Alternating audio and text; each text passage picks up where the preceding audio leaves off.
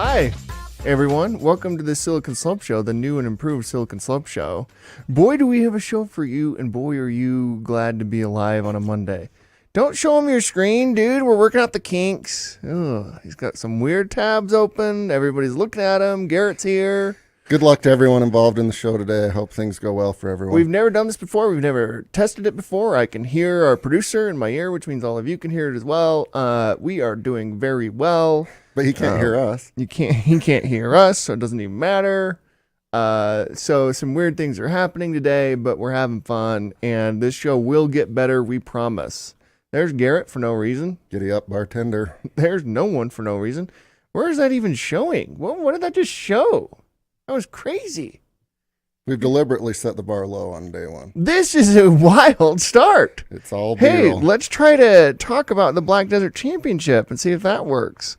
VIP weekly hospitality tickets for the Black Desert Championship 2024 Professional Golf Association Tour FedEx Cup are available now at blackdesertevents.com. The full field event is set to take place on the 19-hole championship Tom Weiskopf designed golf course at Black Desert from October 9th through October 13th. This marks a historic return of the PGA Tour to Utah after more than 6 decades. Oh, why'd he end it? It was always so dramatic at the end. We can't even do the ad right. They might be electrocuted out there for all we know. All right, let's get to it. So a poll has come out over the weekend that shows our beloved Utah Governor Spencer Cox with a commanding lead over our beloved State Representative Phil Lineman. The primary is June 20th. They're both beloved. You're feeling lovey today. I think it's fine if they're both beloved. I really do. Cox is running for a second term. He's among the most popular governors in the nation. Did you know that? Yeah. Very popular gentleman, this guy. Yeah. And so Cox is popular. He's got 62% support among likely Republican primary voters. Lyman has 25% support, which actually is better than I thought Lyman would be doing in a poll like this. Well, if you were paying attention to where we was this weekend on the signs, look at what they're showing right now. There was a clear delineation of signs at a certain point in the state, and it went strictly Lyman. We were actually down south a little bit, and as we're driving around, and it's about a 2.5, 3 hour drive, I did not see a Spencer Cox sign, honestly. Nope. I saw tons of Phil Lyman signs. Yep. I don't know what that means. But then once you get within 25, 30 miles of where we are. Once you get to Sugar House, it changes. And once you get to the avenues, boom. Things change a little bit. So it's just a numbers game, but whatever he's doing in the rural counties is resonating. But I still think Cox will win those. But clearly the grassroots is well enforced. I don't know. Yeah. So the poll was conducted. 477 likely Utah Republican voters. Some had already voted. It has a margin of error of 4.5 points. And for those who don't know, Phil Lyman won the convention handily, which is why our political system here in the state of Utah is so interesting.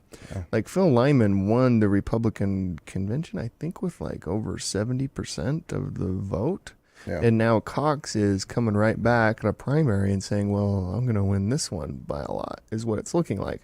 Now, I did see on Twitter and other places that our beloved representative, Phil Lyman, disputes these poll results and thinks that it's like when they predicted Hillary Clinton would win the presidential election. Bold move. Bold move. I will put my money on Cox. Yeah. Yeah. So the first time you've said that. No.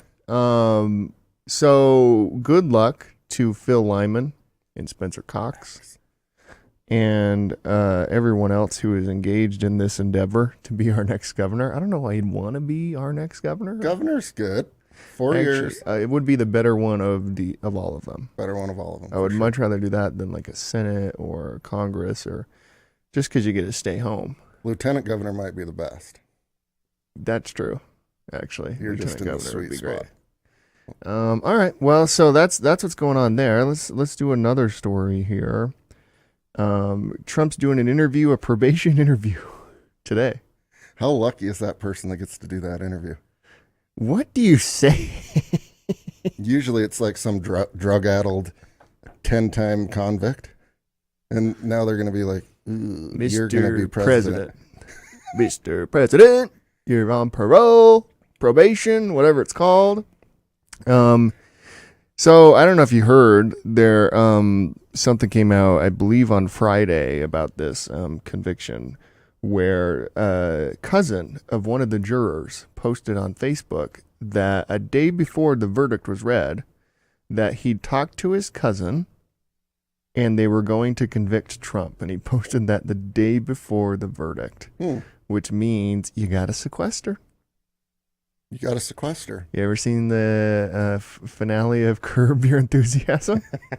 This is how cases get mistrials. You got to sequester. You actually cannot do that. No.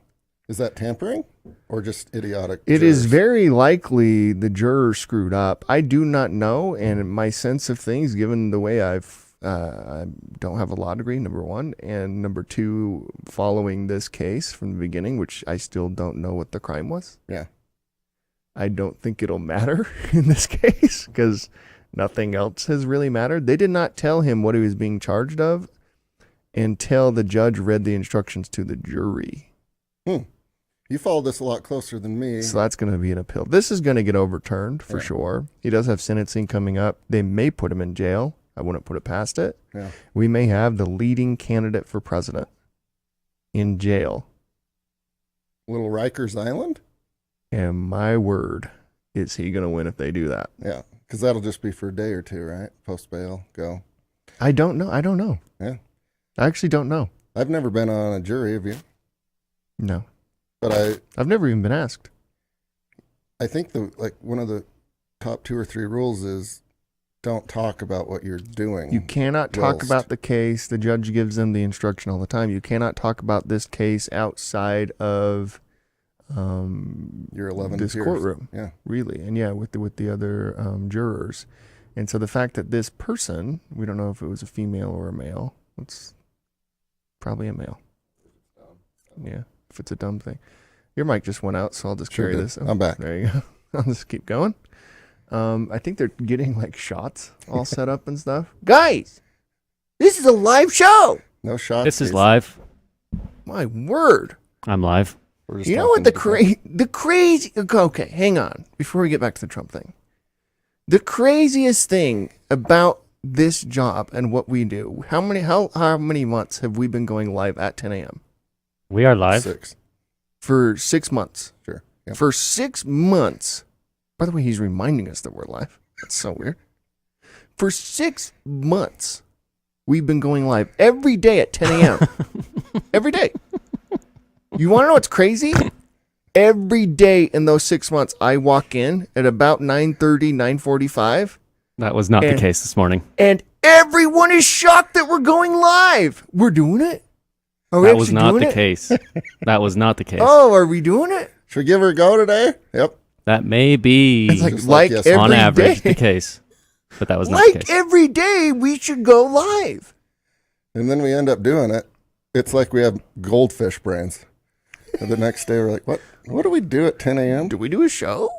Is there a show? Oh, shit. I was a little late today. Weston's right. But Thank you. doesn't excuse all the screw ups. It doesn't. Good luck Noted. to everyone today. I hope everyone does well. All right. So Trump has a probation interview today. It's a required step before sentencing. There was that Facebook post that was found. The judge sent a note to both counsels saying, oh, look, we found this Facebook post of a juror talking to his cousin and the cousin declaring the verdict, the actual verdict, a day before it was officially read. This case will be overturned. Whether it's through the mistrial or appeals court or the Supreme Court, there is absolutely no way that this sentence stands, no matter how you feel about politics or this man or anything in the world. This is not America. No. We do not do this, and it must be corrected immediately. So I've never posted anything but there's 12 jurors. Let's say they all have 7 social accounts in some form or another. That's pretty easy to monitor, right? Like if one of them posts the day before. Well, this was a family member. So this was a cousin of a juror. Right. So the juror, the rural juror, remember that from 30 Rock? The juror called up the cousin and said, "Oh, we got him. We got him. We got him. Consider it done." And the cousin, doofus. If I'm the juror, I'm way pissed. Like, I told you that in confidence. Maybe. What are you doing? So the doofus cousin, and we all have one. Oh, yeah. This juror is no exception. The cousin goes on Facebook like, "He's convicted. He literally says, my cousin is a juror. He just told me that it's a conviction." The other thing is maybe that juror never told his cousin, and his cousin's like, "Hey, guess what I'm going to do? My cousin is the juror." Oh, what if the juror, what if the cousin, That's actually deep. the cousin is a Trump supporter? And so he's like, "I'm going to screw with them." This is why you can't try former presidents in an unknown law. And if we're going to try former presidents, which I believe we should, let's do it for war crimes. Not accounting expenses. Oh, he didn't put something right. You don't know. Who knows? We could all go to jail for this. For what he's done. I mean, I don't even keep books. So there, you could throw me in jail right now. I don't even know how to do that. Pretty good Tuesday show if we want to do that. What do you use? QuickBooks? Anyway, so I don't know. This is super. It's so weird that a former president, number one, is going to be interviewed by a probation officer. That's what we should record today.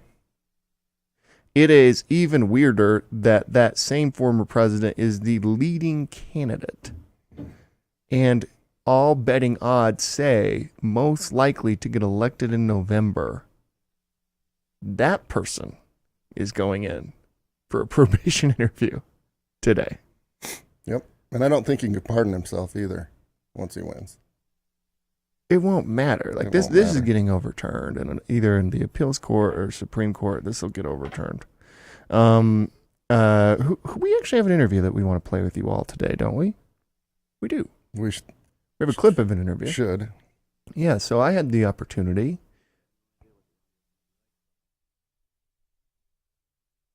Weston, you should probably let them hear you at this point. He's talking to us secretly. Inspiring confidence. And we don't know, so we just sit there and listen, and there's like this dead air. The juror's cousin out there doing the show, he just said he doesn't know if the audio is going to work. This is our life. We walk in, it's like, he just found out 2 seconds ago when I said, we're playing an interview? Oh, are we going to play an interview? That's crazy. No one would really think during the 90s would think like, hey, this is where we work really well together. Yeah. Right? This is the era. Yeah. And then you had the Reagan Tip O'Neill era, which, but I think what they talk about is they actually like met with each other. Like Gingrich would meet with President Clinton. Even if he's just trying to impeach him, they would meet with each other. Tip O'Neill and President Reagan would meet with each other. We don't see that at all. What is wrong? What is going on right now? Yeah, what happened early on during the Gingrich time, they said they needed to be back into their districts and into their states. And so typically the lawmakers would live together and they would socialize together on the weekends and afterwards. And when they started, going back to their districts all the time, which is a great thing, mind you, but that fractured the ability for them to really live together, work together, and have that kind of camaraderie that they used to have. Now and I think the advent of a lot of the media is somewhat polarized now. It used to be where you would have somewhat objective media in the middle, but now you listen to your own camp. And, and so, if you're caught fraternizing with the other side, sometimes it's difficult for you politically. And so that was kind of in that era that was happening at that time. And those started to get frayed, those emotions, and so we started to become more polarized. Unfortunately, I think I think there's I think the people that are elected in their own right, most of them well-meaning, well-intentioned, really want to do what's right. Right now, people get clicks, and people have to do what they have to do in order to get noticed. So it's not necessarily always about solving the problem or doing the right thing. It's about how do we get noticed, and that's unfortunate. And it didn't really used to be like that. Actually, let's talk about this. This is sweet. So that was Chad Westover. Whoa! How did it go? It was amazing.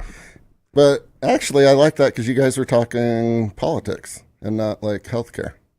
Well, I obviously wasn't listening to what we were talking about there, but it was a great interview. I was there. One thing that you learned, just barely, is we went to Fort Desolation over the weekend. An incredible event put on the greatest people on earth, Cornerstone, put on by those guys. Cornerstone, if you are doing an event, virtual event, anything event related, and need a production team, which of course you do, otherwise your event is going to suck, get Cornerstone. I cannot recommend Cornerstone highly enough. You need they sent us down here to Fort Desolation. They were so kind to us. It was probably one of the greatest weekends of my life. It was so actually good. Yeah. They got us, we got to see Sierra Farrell, who he really likes. We got to see Paul Cawthon, who I really like. And now I do too. And you do too. And I like Sierra Farrell as well, just not in the same way that you do. So we went down to this thing, and there's another Utah company that was down there. It's Tat and Baird. It's a hat making company, and they made me a hat. It's not this hat. I should have worn it, but reason why I bring this up, I literally stayed in one of these. Little glamping. I stayed in one of these things. No joke. So much nicer than my house. Yeah, it was very nice. Yeah. Thanks to Cornerstone. It was just an incredible place, a beautiful area, beautiful part of our state. So, by the way, the place that this is held is Cougar Ridge down there in Torrey, Utah. I met the owner of that thing. Good man, very good man. You can rent out Cougar Ridge, I believe. Let's just go full on. Today's podcast is sponsored by these guys. Hell yeah. An incredible event, incredible people, even more so. The owner of Cougar Ridge is an incredible person. Chad Fraughton, our good friend, CEO of Cornerstone, is probably the greatest Utahn ever. Yeah, I would agree. He's right up there with B. Young, at the very least. It's either him or B. Young, and a lot of people argue about it, but for my money, it's Chad Fraughton. So the interesting thing about Cornerstone and Chad and his group is I remember them talking about this. And essentially, it's a big old beautiful ranch, well curated, but it's an alfalfa field. It's longhorn cattle. And they were baby longhorns, remember that? Baby longhorns. That's so cool. They have why don't we just do a gigantic music festival? And anything Cornerstone does is always big. So there's no electricity, no water. Like, they engineer all of this for people to have like a great experience. And it was the perfect amount of rules. Like, people were riding bikes and motorcycles. You can drive vehicles. There was young families. There was old people, which weirded me out. Like, I kept telling you about that. You were one of them. You were one of the old people. I was middle of the pack, which is weird. But there were 60, 70, possibly even 80-year-olds that this had been their life, going to these festivals. And they weren't slowing down. What a great life. But a ton of young families, a lot of young kids. And it was a perfect mix of everything. And Garrett is wearing the Cornerstone hat. Yeah. So it really is sponsored by Cornerstone today. I was going to say, though, we got, again, the great Chad Fraughton's like, hey, go down to the Tat and Baird booth and they'll make you a custom hat. And so we go down there and we meet the owner of Tat and Baird, somebody I've interviewed for this show or one of the shows that we've done over the years. Very cool guy, very cool facial hair. Oh, yeah. Very attractive man. Can we say that? Oh, yeah. I think we can. Rustic. He's a rustic man. And anyway, so I get my hat fitted. The reason why I bring this up is, as you saw in that interview, I was wearing the hat tilted up in the interview. What I have since learned since that interview is you're not supposed to do that. You're supposed to go down. You're supposed to start with your forehead first. I've always done back. Yeah. But you're supposed to do forehead first. And so that is why you're seeing me wear the hat normally. Yep. Today, thanks to Tent and Baird. Because those are, first and foremost, they serve a purpose for vaqueros and cowboys. And anyone that works in the sun, you want your head covered. That's just me. Yeah. Now I you work know. in the sun. I work with my hands. So apologies for that. I feel embarrassed now. I've been on so many different shows and various things wearing my hat wrong. It's okay. Oh, my word. All right. Hey, another quick story before we go here. Down in the Great Spanish Fork, Utah. Actually, this is Roy, Utah. No, well, what are we talking about? The mattress flying off, almost ruining a wedding? No, we'll talk about that in a second. There was a mail carrier in Roy. Up in Roy, then. Who is being considered for a Postmaster General Heroes Award after he helped a woman who had fallen and couldn't get up. Yep. 68-year-old Sherry Jarvis was on the ground while Adam Benecosa, guaranteed I said that wrong, saw her on the ground. Out of the corner of my eye, I saw some frantic waving, and I looked over, and it was one of my customers. Jarvis had fallen and hit her head on the railroad ties lining her planter box. She was weeding. Anyways, Jarvis, being the good man that he is, helped this lady and probably saved her life, and he should get the Postmaster General Heroes Award, don't you think? Oh, yeah. We don't give postmen enough credit in this. They're more than just mail carriers. They're amazing, and so is the Postal Service. It's been crapped on my entire life. They're like neighborhood watch. They're amazing. Yeah. They should carry guns. Some of them probably do. I seen one riding a bike this morning. You saw one riding a bike? Yeah. But you talk about logistics and issues. That's Weston. He's from Spanish Fork. That's why he says scene. Yeah. And I love that they have an award for it. And, yeah. And we'll all probably eventually in our lives fall down and won't be able to get up. So she would have just baked there in the sun for who knows how long. I've done that a million times. Speaking of falling down, so there was a wedding recently in Provo, Utah, right where we are today. And they're from Spanish Fork. This is the Spanish Fork story, which this makes sense. Sounds about right.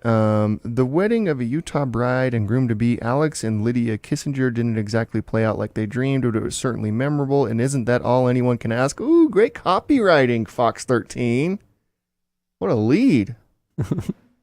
Anyways, they said back on April 26th, just a day before the wedding, the Spanish Fork couple was transporting a king-size mattress from Provo to their new home, although the process they chose wasn't too smart. Supposed to put the mattress in the home after the wedding. Yep. Couples, or what are the you bottom doing? Of the trailer. The devil goes to bed at midnight. Well-known fact. So they were transporting a king-size mattress, and here is Alex, the groom. This is what he said. He said, wasn't really thinking. No. Most Spanish Fork thinking. It doesn't say I wasn't really thinking. Wasn't really thinking. Yeah. Just was thinking of the fastest possible way to get the mattress from A to B, which just happened to be throwing the mattress in the back and put Lydia on top. Yep. So no need for rope or tie downs. Those cost about $2. I guarantee you that's a perfect impression of Alex, and I've never even met him. Yeah. And then Lydia figured out what makes sailboats go. Wind and mass and... Listen to this. To keep the mattress from flying off the truck, it was decided that Lydia would lay on top of it as they drove through Provo at 50 miles per hour. How many knots is that, Lydia? It's a lot. Once that wind catches. Alex doesn't care about it. Alex has got his chew and his thing. He's like, wasn't really thinking about it. Lydia, you okay back there? She's fine. To be clear, you could have taken your shoelaces out and used that as a guaranteed tie-down. Alex got all the way to the home without noticing Lydia wasn't there. Guaranteed. But the cool thing about this is there's pictures that showed a happy ending there. It doesn't look too happy. Show that picture. She's got a little bit of a she bandage. Survived. Obviously, she flew out of the truck, got severely injured. Show this picture. He says this is a happy ending. Look at this. Well, Look at the left. That's not happy. No, left bad, right on the way back, and just a bandage. Oh, is that the next day? I don't know if it's the next day. I think there's a little recuperation required. Oh, I thought they said it was the day before the wedding. Yeah, it says it back on it. So I just did. You didn't read it, and I read it. And they can't hear you. We're arguing with somebody they can't hear. I have no idea why Weston is talking if they can't hear him. 50 miles an hour.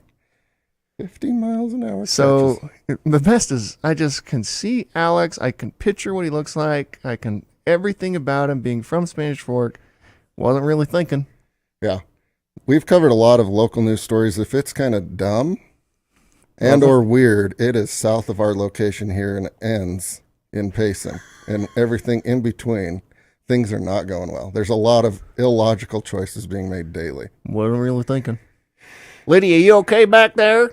And the guy, whoever wrote this is a little bit snarky, right? You just pull out the inevitable eventually happened once they hit State Street. You know who rode up front? Alex's dog. You know who rode in the back of the bed? Lydia. Yeah, which is fine, except if you have a His bride Starbucks in to your be. city, which you guys now do. You guys need to graduate. Graduate. You're not cowboys anymore. Probably never were, most of us. And so well done, Spanish Fork. Way to represent. So cool. See you again. And what I tomorrow, love man. about it is they just get up. And they're like, oh, probably do it again next time, but wasn't it funny? Look at these pictures of Lydia. Next time you guys move, bless your hearts, just let us know so we can cover it live. Look at these pictures of Lydia. They're still Look doing what it. happened. Can you believe it? Yeah, we can all believe it. They refuse to buy tie downs. Oh my gosh. All right, last story of the day. Salt Lake City, Utah Committee for the Games has submitted a $2.83 billion budget proposal to the International Olympic Committee as part of its bid to host the 2034 Olympic and Paralympic Winter Games. In its commitment to no touching funds, SLC Utah 2034 presented a completely privately funded budget. Completely privately funded. Yeah. Why? I thought it would be more. I think that's a good number, actually. No, I think the number is insane for given that it was all privately funded. Like, who is funding this and what are they getting out of it? That's kind of interesting. By the way, who cares actually? Who cares? Because it's not our money, but that is an interesting. That's a lot of money to Yeah. be privately funded. Well, It's got to be been- corporations and sponsors. It's got to be like Coke put in a bunch to be like the presenting a sponsor or something. There's a lot of people that have made a lot of money the last 20 years that can kick in 2 or 3 million, and that adds up. And it's going to get you those tickets and access that you want. That's the way to do it. Okay, so Governor Cox says the commercial and private funds will be money well spent. Agreed, I think. You know what we never talk about is whether we actually want the Olympics. I do. Do you? You do? Oh, yeah. I don't know. Last time we had the Olympics, it changed the state forever, and for our sake, the better. For some of the old timers' sake, the worse. Yeah. No, And so I don't know that. Yeah, but you can't unspread know what? this Who peanut cares? butter. You Who might as cares? well double down. Who cares? We I should would- do it. Let's not even talk. Let's not even ask questions. I don't So, from a societal perspective, it will help boost our communities through sport, and the games will also bring notable economic impact through enhanced tax revenues and creation of jobs. That's our very own beloved Governor Spencer Cox, who's running against our beloved representative Phil Lyman on June 25th. a lot of love. All right, everybody's loved in this state. I'm wearing my hat right. We had a great Spanish Fork story. Going to finish the whole show in the Spanish Fork accent. There you go. To be clear, though, the entire interview of Chad Westover is published and distributed in the normal means. It's not. It will be. Normally. So again, we forgot somehow. It's Monday. It's 10 a.m. We forgot that we were doing a show, and we forgot to publish the Chad Westover interview. So normally what would happen, were we a professional unit here, we would be talking to you right now and it'd be like, all right, go to our YouTube channel, go to our podcast channels. That's where you'll find the Chad Westover interview. We literally spaced the fact that we were doing a show today. We've had this in the can forever. We've done. So at some point in the future, maybe Well, the Chad Westover interview will be on all the various Silicon Slopes channels. Yeah. And at some point, maybe we'll remember that we do a show every day at 10 a.m. except for Fridays. All right. See you tomorrow at 11 a.m. Okay. Who do we have tomorrow? Do you know? I don't. All right. And I don't even know if people can hear Weston or not. Nobody can. First of all, we've been having an ongoing conversation with Weston this whole time. And no one can hear it. Are we even still on? No.